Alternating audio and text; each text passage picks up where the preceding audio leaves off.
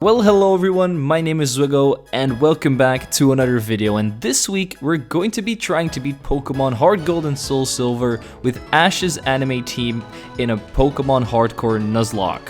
This seems like something that might be really easy to accomplish, but let's look back at Ash's Johto team. In Johto, Ash captured a Heracross, which is by far going to be our best team member. He also captured a Beedrill, so we are going to be allowed to use that as well. He got himself a Chikorita and a Bayleaf, so we're not going to be able to get a Meganium either. And talk about not evolving Pokemon, he also did not evolve his Totodile and his Cyndaquil while he was in Johto, so we're only going to be able to use the first evolutions of those two. He also didn't evolve his Larvitar, so we're stuck with a Larvitar. He also didn't evolve his Phanpy, so no Donphan for us either. The last Pokemon that Ash captured was a Noctowl, but this wouldn't be an Ash video if we didn't put Pikachu in it, so I'm also going to be allowing myself to use Pikachu. So let's go over the hardcore Nuzlocke rules real quick. I can only use the Pokemon I just mentioned in battle. Once a Pokemon faints, it's considered dead, so I can't use it anymore. There will be level caps throughout the game, so I can't level up past the next gym leader's Pokemon.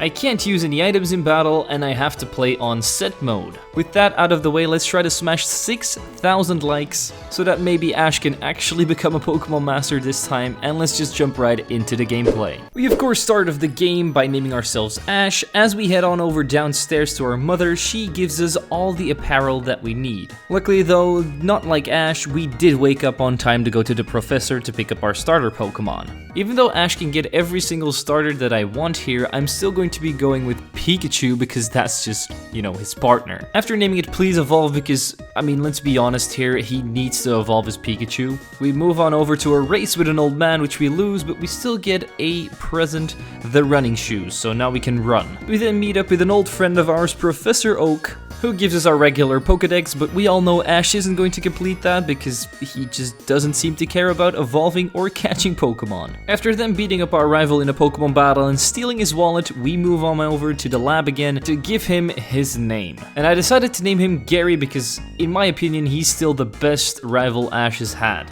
Although that might just be the nostalgia talking and I haven't really seen a lot of the new series. We then watched the tutorial on how to catch a Pokemon, and I feel like Ash should actually watch this himself. And then since it's nighttime, I decided to capture myself a Hoot immediately. After naming it Kook, we then go through the Bellsprout Tower to defeat all of the bald men in there as well as their stupid plants. And as we reach the top of the tower, we also beat the Alpha Bald Man, with Hoot doing most of the work. We then don't mess around anymore and head on straight over to Falkner. But since we do have our trusty pal Pikachu with us, this was no problem at all, just thunder shocking both of his Pokemon and making sure we easily get our first gym badge. After the battle, we also get the TM for Roost, which is going to be very useful for Hoot and Noctowl.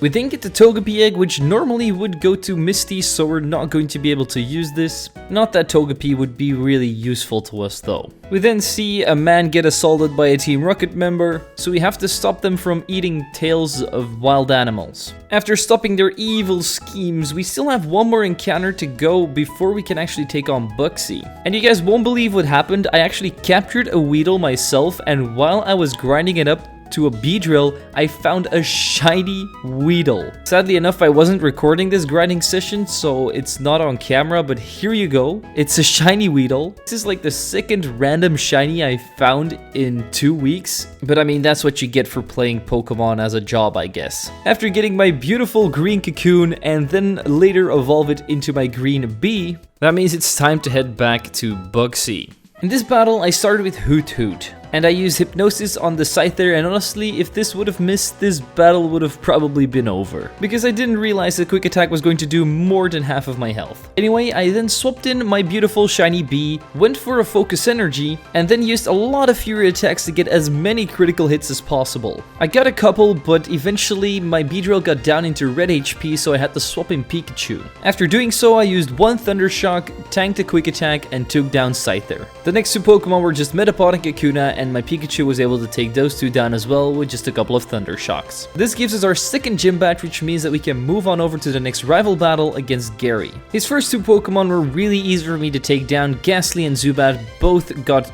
Thunder Shocked into Oblivion, then he swapped in Bayleaf, so I swapped in my Beedrill, Twin Needled it a couple of times, and won a rival battle. Now before we go to the next gym, we have to do some goose chasing by capturing these Farfetch'd. And in the same forest, we also learn our Pikachu Headbutt so that we can headbutt trees and get our next encounter, which is Heracross. While he's only level 3 now, eventually he'll grow up to be one of our most valuable team members. If he doesn't die, that is. But do keep in mind that this took me quite a long time to get because I headbutted trees for about half an hour. Before we take on the next gym, I decided to poison my Heracross by just fighting a wild Weedle because he has the Guts ability which will boost my attack even more. We then take on Whitney, and so we Brick Break her Clefairy, we Brick Break her Miltank, and then we Brick Break all her hopes and dreams. After doing so, she bursts out crying, but we still get our gym badge. We have a little bit more traveling to do, starting off by killing a tree, and then moving on over to a tower that's been burned down in a fire. And in here we have another battle with our rival. He starts off with a Ghastly, which my Heracross can take down with 2 Aerial Aces. He then swaps in his Zubat, but of course my tiny little mouse is able to Thunder Shock it to death, which means that he swaps in Bayleaf. We all know that plant dinosaurs are weak to bees though, so we just Twin Needle it, and we Twin Needle it, and we Twin Needle it because it keeps using Synthesis. And added to that, it also had Reflect, so it took a lot of Twin Needles, but eventually we took it down. The last Pokemon is Magnemite, and he does the dumbest thing ever. He paralyzes my Heracross, which makes it even stronger. We Brick Break that thing as well, and win another rival fight. Then have to save some Kimono girls from a Team Rocket Grunt who's dancing her to death. And after winning, my screen turns into a ton of glitches. It doesn't really matter because we still get ourselves the Survey Gem. And before we fight Rick and Morty, I went to the lighthouse because I definitely didn't totally forgot that I had to fight Morty first. And just before the battle, my Hoot evolved into Noctowl. In the anime, Noctowl managed to sweep Morty all by itself, so let's see if it can do that again. I mean, maybe it could, but we're not going to be allowing it to do that because we're starting off with Beedrill here. One of our paybacks can already take out the first Pokemon, Ghastly. He then swaps in Haunter, I hit another payback, and he then kills himself with Curse. He then goes into his own Gengar, and I swap in Noctowl because I know that this thing can't really hit me too hard. So I just spam Hypnosis, Confusion, and Roost over and over again until it eventually faints. He then swaps in his final Haunter, so he uses a Curse, I use Hypnosis, and then kill it with Confusion,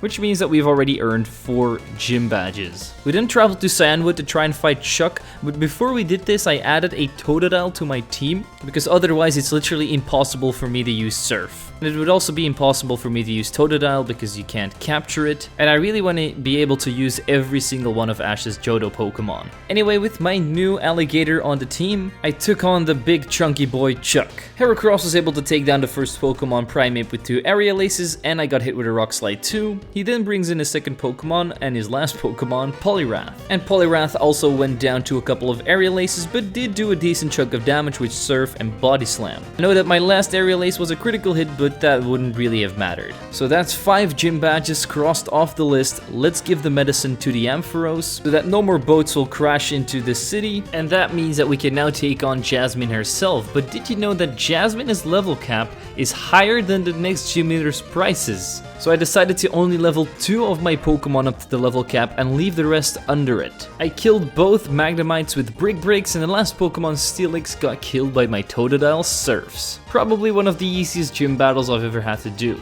After that we get assaulted by a hiker, but we get the strength 8 gems for our troubles. Our tiny little mouse then electrocutes a very big red shrimp who's terrorizing the lake. We hack into the mainframe of a criminal organization to turn off their security system. My character then turned into a demon hell spawn. And after this eventful visit to the criminal organization, we meet up with their fake boss, Terrell, who is no match for me and my big Pokemon. After then following a crow, we eventually wind up in a battle with Lance, who definitely didn't carry us with his Dragonite. Together with the Lance, we also destroyed the Electrodes, and we then move on over to Prize, but we are not going to be able to use Totodile or Heracross in this battle, sadly enough. And now it's finally time for Pikachu to shine again. We managed to take down Seal with a single Thunderbolt. He then swaps in Piloswine. So I decide to go into Beedrill, which is able to tank a Mud Bomb pretty well. I then U-turn out into Noctowl. As he then goes for a Hail, I know that he's probably going to be going for Blizzard next, which is actually no problem because my Noctowl is very special defensive and the Piloswine has a really bad special attack stat. Despite this, it still does more than half of my health, which is not what I would have expected. So the only thing I can do here is just go for Hypnosis, and that's exactly what I do. I managed to land, and then I just air slashed it a couple of times and also heal up with Roost, as he then hits another Blizzard, which does not do as much as the first one for some reason. Luckily, we can put him to sleep again, heal up, get hit with an Ice Fang, still survive with a lot of HP remaining, and then kill with Air Slash. For Dewgong, I decide to swap in Pikachu, and I get hit with an Ice Shard and an Aurora Beam. I do manage to hit a Thunderbolt as he then uses a potion, and I knew that I could go for one more before I had to switch, because then he was going to go for Ice Shard. Luckily though, I just got myself a critical hit, otherwise I would have just switched in Beedrill and killed that way.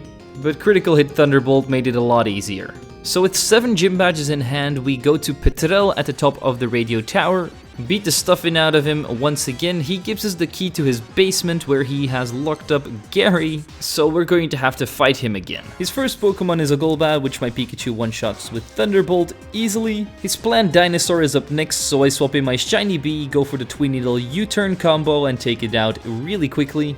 And since we 4 times resist her Petal Dance, we barely took any damage. With the U-turn, I swap in Heracross, he goes into Magnemite, the worst mistake of his life, 1 Brick Break, and he's dead. For Haunter, I swap in Noctowl predicting a Ghost type move. That's exactly what I do. I then hit 1 Confusion and he once again kills himself with Curse. His last Pokemon is a Sneasel, so I swap in Heracross again. I get hit with 2 Feint attacks, but we're just way too strong since we resisted, and then we kill with a Brick Break, winning ourselves another rival battle. After then finding the President, we get ourselves the card key, go back to the radio tower to beat up all of the remaining admins, but since every single one of their teams are absolute trash, we can easily just bulldoze through all of them. And eventually we do reach the top of the radio tower where we find Archer, the Pokemon villain with the worst bad intentions ever, playing bad music over the radio. Anyway, he has one of the worst teams as well, so we just kill his Houndour with air slashes. Koffing manages to go down to 2 Confusions, so for Houndoom I decided to swap in Totodile and just kill it with Aqua Tail, otherwise Noctowl probably wouldn't have survived.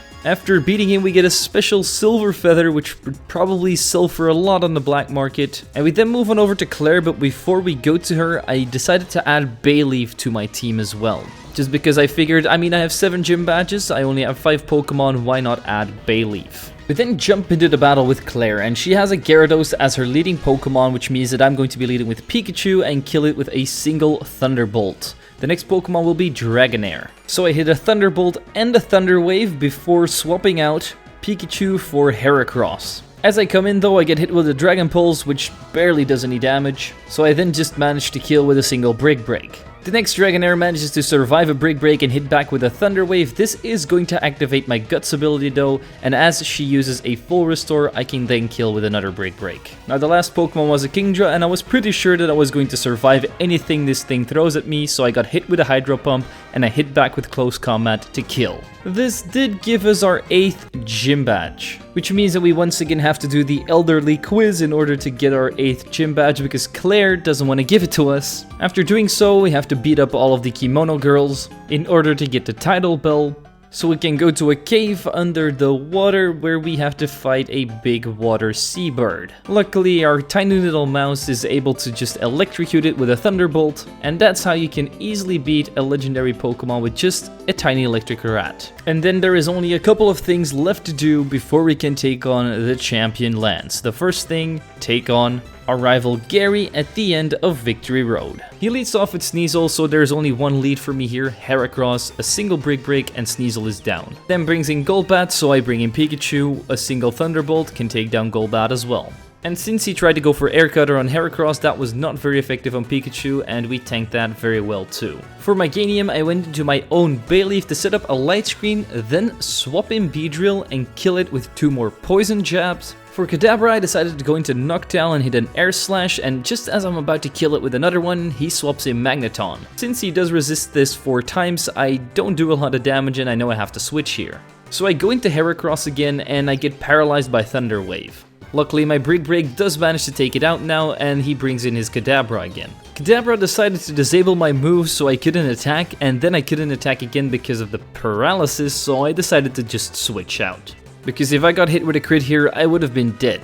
I swapped in Noctowl and guess what? I got hit with a crit. Luckily Noctowl can still take it pretty well and kill with Air Slash. His last Pokemon is a Haunter. He decides to waste his move by going for Meanlock so we can kill with Extra Sensory. And that's our final rival battle of this video out of the way. Now before we actually go into the Elite Four, I did add all of Ash's Pokemon to my box so that I could construct a team that could maybe beat Lance, because this team is just not great against Lance. We don't have any ice types, and basically the only ice type move we can get for Lance is Ice Beam on Totodile, which is barely going to put a dent in his Pokemon. And the Tentacle and the Hoot Hoot that you see here are just HM Pokemon. Don't worry, I never used them in the game. So the Pokemon that I decided to take with me into the Elite Four were Larvitar, Beedrill, Pikachu, Noctowl, Heracross, and also Totodile.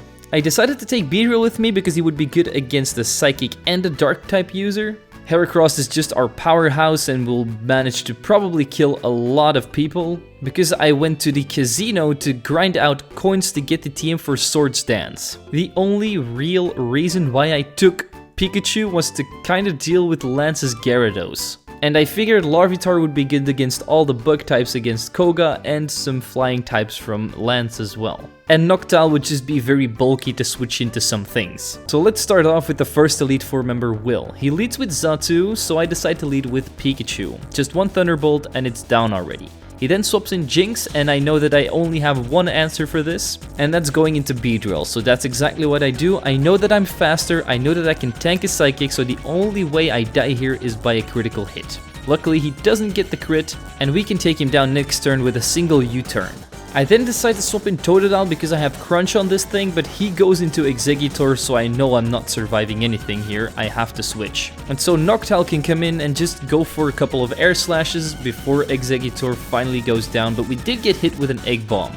He then goes into Slowbro, and I put it to sleep first before swapping into Pikachu and then killing it with 2 Thunderbolts. His last Pokemon is a Xatu, which we can once again kill with Thunderbolt, and that's the first Elite Four member defeated already. The next Elite Four member is of course going to be Koga. He has an Ariados as his first Pokemon, so we can just Air Slash that with Noctowl. The next one on the list is Muk, so I go for one more Extra Sensory and manage to flinch. Then I swap in Heracross as he goes for Toxic, also enabling my Guts ability. So I then go for an Earthquake, which I learned via TM, in order to kill Muk.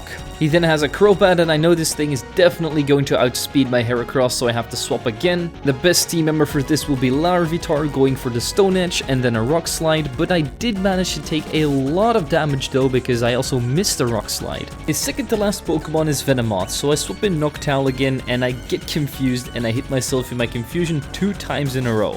I also get hit with Psychics, but then I eventually do manage to heal myself with Roost and kill Venomoth with some Air Slashes. The last Pokemon is Fortress again, so by going for another Hypnosis and spamming Air Slash until the cows come home, I eventually kill this big ball of steel and bugs too. The next Elite Four member is also called the worst Elite Four member for a reason. It's Bruno. So I just lead off with Heracross here. I set up 3 Swords Dances, Earthquake the Hitmontop, Earthquake the Hitmonlee, Earthquake the Hitmonchan, Earthquake the Onix, and finally Close Combat the Machamp in order to one-shot his entire team. The last Elite Four member will be Karen, and she once again wants to talk to our manager. Luckily though, she just specializes in the Dark typing, which is pretty fitting for a Karen, and we have a buttload of mons that are good against them. She starts off with Umbreon, and I'm going to lead off with my Dark type killer, Heracross. I set up 1 Swords Dance and kill Umbreon with a Brick Break.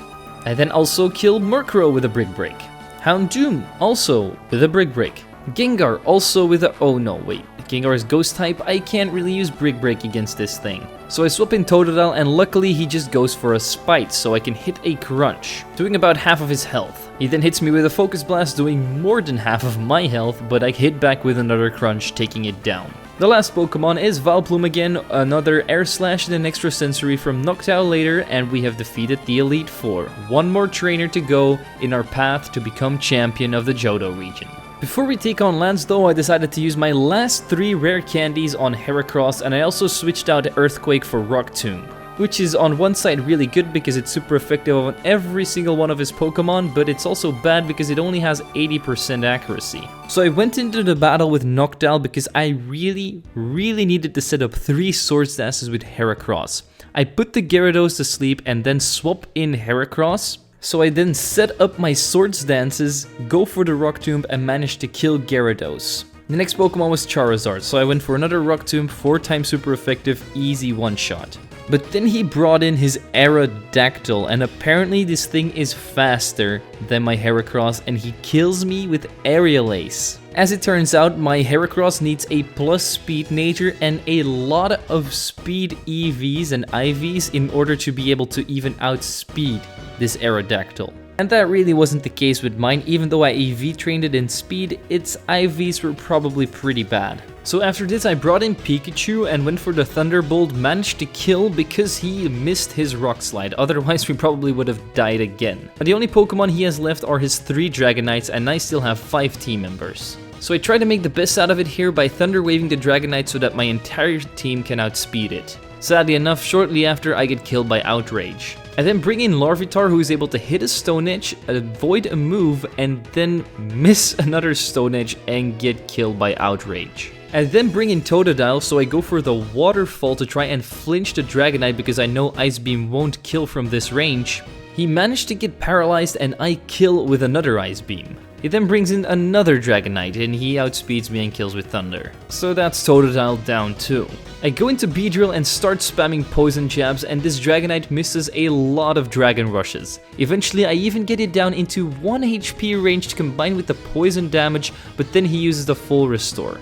After hitting one more Poison Jab, sadly enough this Dragonite hits another Dragon Rush and takes down Beedrill. My last hope here is Noctowl, but I already know that I'm going to die here because I can't do enough damage, I can't flinch it because of its ability, and I go down to a single Dragon Rush. Honestly, there really isn't a lot different that I could have done in this video, except for maybe bring Famfi with me and then charm one of his Pokemon. But even then, I think Lance's team is just a little bit too overpowered for all of these non-evolved Pokemon. And this battle is pretty RNG related as well. If I miss my Hypnosis, I could have died. If I land my Hypnosis and the Pokemon just wakes up too early, I am basically screwed too. And the only real way I could have won this particular run is if my Heracross really just outspeeded the Aerodactyl, which didn't happen. So I'm sad to announce to you guys that I actually lost my first hardcore Nuzlocke here. But of course we are taking this loss like a champ. We're going to try to learn from it and improve our plays next time.